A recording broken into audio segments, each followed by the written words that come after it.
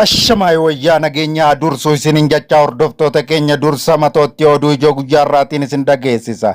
Israa'el hoogganaa damee waraanaa Haamaas ajjeesuu ibsitee jirti. Israa'el ajajaa damee waraanaa Haamaas ajjeese jetti. Israa'el haleellaa qilleensarraan kaleessa gaggeessiteen Mahammad Oodee ajjeesuu ishee beeksiftee jirti. Giddugalli aadaa Booranaa magaalaa Yaabeellootti ijaaramee eebbifamee jira. Giddugalli aadaa Booranaa magaalaa Yaabeellootti ijaaramee eebbifamuu isaa guyyaarraa muummee ministeeraa ibsan. Giddugalli aadaa giifti duree Zinaash Taayyachootiin bara 2013 kalaqoisa Itoophiyaatti dhagaan bu'uuraa kaa'amee turee fi har'a tajaajilaaf banaa ta'uu isaa ministeerri muummee Dr. Abiyyi Ahmad ibsan. Iraan wixinee marii US qopheessite naqaqqabeera jetti. US garuu aaltee jirti. Miidiyaaleen Iraan wixinee marii sadarkaa duraa irra jiruu fi ifa hintaane Ameerikaan qophaa'ee naqaqqabeera jechuudhaan ibsa laatte. White House garuu dhimmicha haalee jiraachuu Reuters gabaase.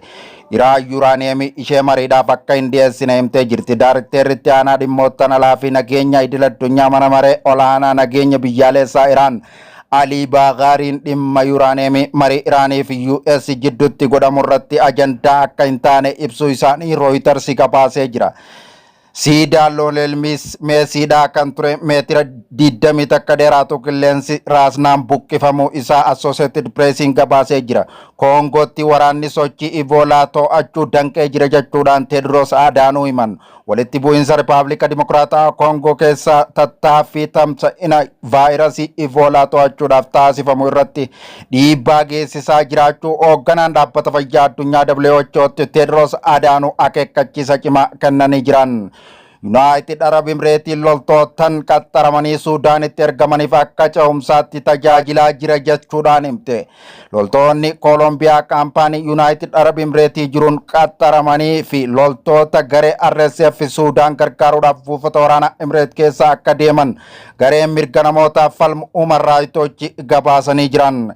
Israa'el hoogganaa damee waraanaa Haamaas ajjeesuu ishee guyyaarraa ibsitee jirti. Filannoo waliigalaa Itoophiyaa marsaa torbaffaa wiixata gaggeeffamu taajjabuudhaaf gareen gamtaa Afrikaa pirezidaantii duraanii Keeniyaa Uhuru Keenyaattaan durfamu Finfinnee galuu beeksisanii jiran.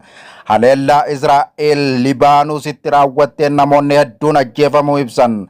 Haleellaa Israa'el kibba Libaanus bahaa fi Libaanus kibbaa fi bahaatti raawwatteen namoonni hedduun lubbuun dhabuu isaanii Reuters gabaasee jira. Gara odeessaalee kanaatti isin dabarsa hanga xumura qophii keenyaatti nu faana turaa afeerraa keenya. Miidiyaaleen Iraan wixinee marii sadarkaa duraa irra jiruu fi ifa hin taane Ameerikaan qophaa'ee naqaqqabee jira jettus White House garuu dhimmicha haalee jira. Dubbiimtuu White House Oliver Welles akkasumas pirezidaantii Trump akka jedhanitti mariin biyyoota lamaan abdii agarsiisaa jira. Pirezidaantichi sarara diimaa kan jedhanis sararanii jiru jechuudhaan ibsa laatan.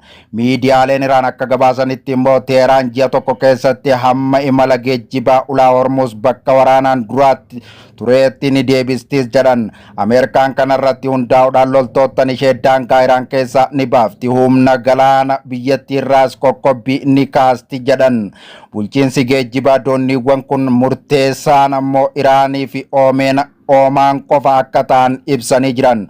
Bulchiinsa geejjibaa fi dooniiwwan galoo galaana bahaa fagoo fi warreen bahaa keessa socho'an akkasumas galoo galaana Pareeshiyaa keessatti biyyoonni murteessan Iraanii fi Oomaan qofa ta'uu ibsan. Haa ta'u malee Oliver Welles pirezidaantii Trump waliigaltee uummata Ameerikaa fayyaduu fi faayidaa uummata Ameerikaatiif qabuu fi Iraan tumsa nikuleeraa akka hin hidhanne dhoowwu qofa fudhatu jechuudhaan ibsa laatan. Daarekteerri dhimma alaa fi nageenya idil addunyaa mana maree nageenya biyyaalessaa Iraan Ali Baghariin Teheraan dhimma yuuraaniyeemii mariidhaaf akka hin dhiyeessine himee jira. Geejjibni dooniiwwan ulaa Hormuz bulchuu irrattis Iraanii fi Oomaan shoora akka qabaatan irratti mari'atamaa jiraachuun mirkaneessanii jiran.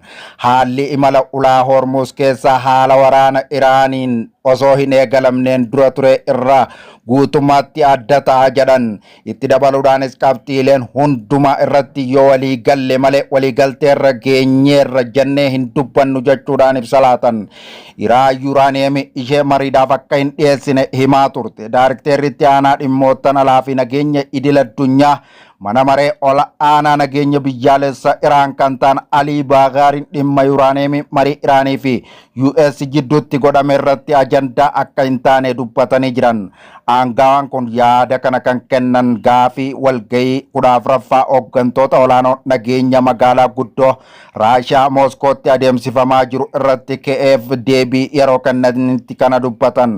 Pirezidaantiin Ameerikaa Doonaald Tiraamp ammoo garuu kuusaa yuuraaneemii gabbifame Iraan waliigaltee kanaan gara Ameerikaatti akka geeffamu yookaan bakka biraatti akka dabarfamuu fi akka dhabamsiifamu dubbatanii turan.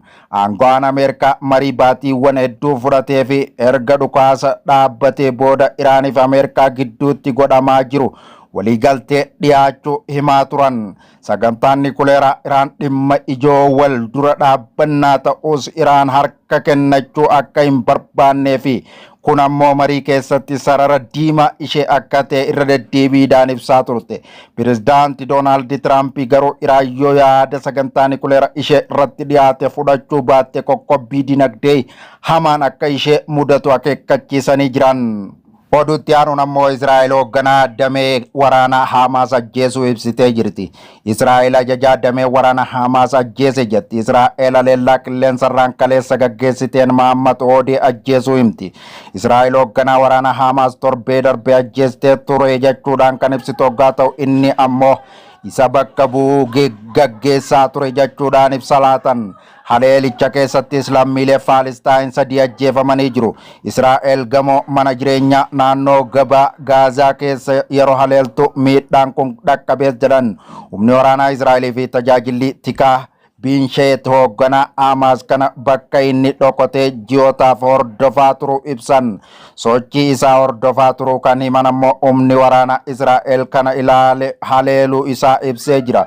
Waliigaltee dhukaasa dhaabuu erga ji'a onkololeessaa jiraatus Israa'el ammayyuu aleellaa gaggeessaa jirti. Ibsa waloo IDF fi Binsheet kennan kana irratti magaalaa Gaazaa keessaa gamoowwan hedduu aleelamanii jiraachuu ibsan.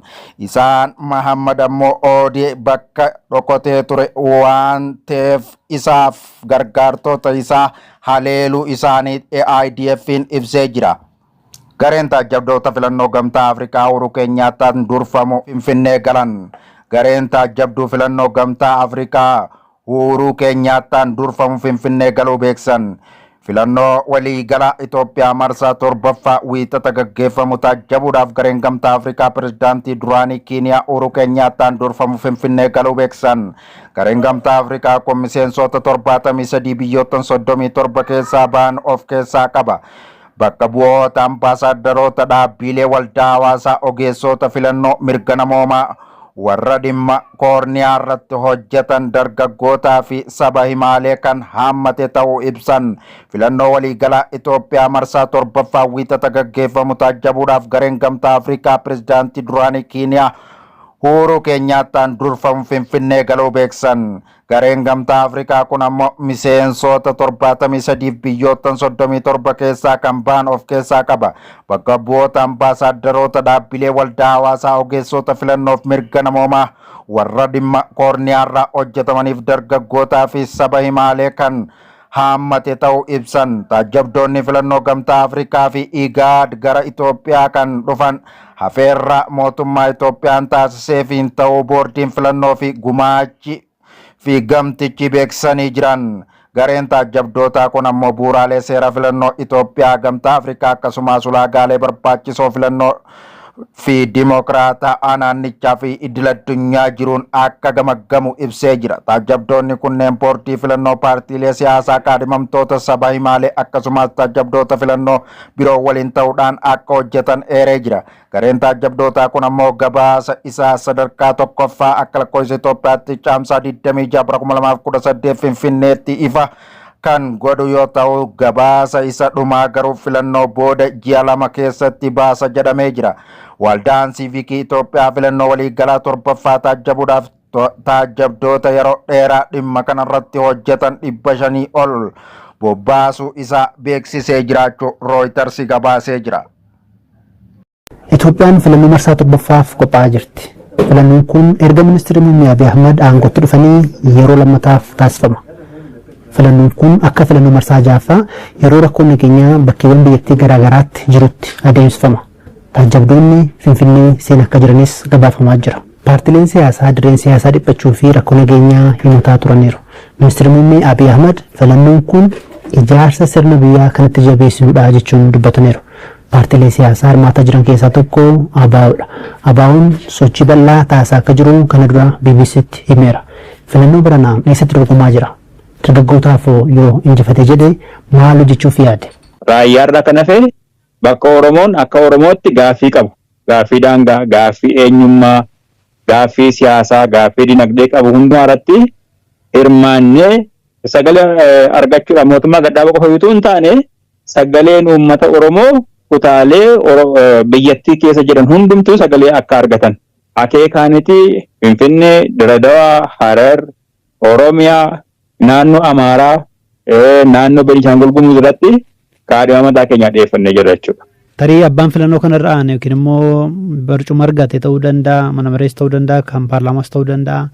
Dargaggoota maal gochuu qabatanii yaaddu isin akka dhaabaatti? Yeroo ammaa kanatti hojii dhabdummaadhaan baay'ee miidhamee jira. Dargaggeessi biyya kanaa mootummaan qabu. Abbaa hin qabu jechuu dandeenya. Sababa kanaatiif baay'ee hiyyummaa saalfachiisaa keessa jira. Kana qofa utuu hin taane hiyyummaan kun immoo baay'ee haamilee isaa cabsee mul'ata isaa dukkaneessee keessa deebi'ee baay'ee jooraa jira dargaggeessi Oromoo. Dargaggeessi Oromoo qofa hin taane walumaa gala dargaggeessi biyya kanaayyuu. Kanaaf dargaggeessi keenya dinagdeedhaan of dhaabuu qofatu hin taane yaaddoo hawaasummaa waliigalaa fi gaaga'ama hawaasummaa yookiin sooshaal kiraayis amma keessa jiru kana keessaa akka inni bahuu fi hojii uumuu fi qofatu hin taane qabatamaadhaan wantoota haamilee isaa deebisan irratti hojjenna jedhee yaadna jechuudha. Paartiin siyaasaa biraa yookiin immoo koongiresiin federaalaa Oromoo yeroo dheeraaf filannoo irratti keessumaa naannoo Oromiyaatti hirmaannaa bal'aa taasisaa tureera. Barana garuu akka naqamneef qofa akka hirmaataa jiru dhaabichi kana dura beekseera.